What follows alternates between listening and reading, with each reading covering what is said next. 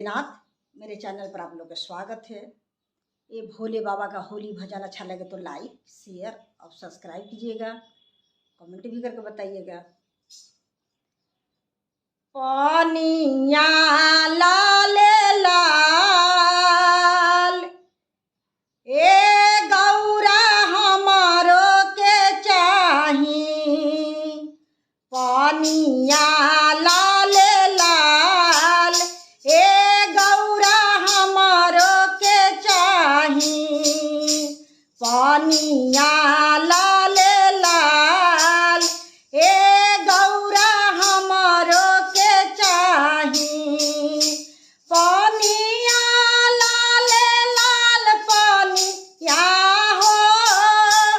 पानिया लाल लाल पानिया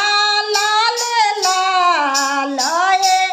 गौरा हमारो के चाही, पानिया लाल लाल ए गौरा हमारो के चाही। ए आरा भंगिया तू रही गैला भोला, ए आरा भंगिया तू रही गैला भोला, लाल लाल पानी बोला कहाँ माही होला,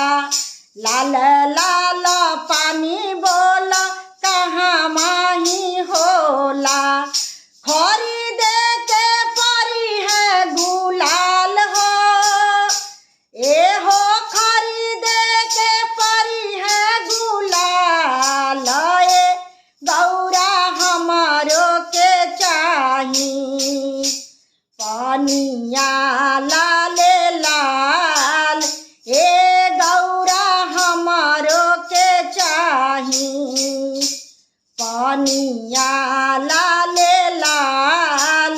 ए गौरा हमारो के चाही। हमारो से गौरा गुलाल कैसे आई, हमारो से गौरा गुलाल कैसे आई, एको नइखे हमारो धोकरिया में पाई, हमारो से गौरा गुलाल कैसे आई, एको नइखे हमारो धोकरिया में पाई, आहे रची दिहलु बरका जवाल हो, ए हो रची दिहलु बरका जवाल ए गौरा हमारो के चाही, पानिया लाल लाल ए गौरा हमारो के चाही, पानिया लाल लाल ए गौरा हमारो के चाही। सबका के देला भोला महालया टारी, सबका के देला भोला महालया टारी।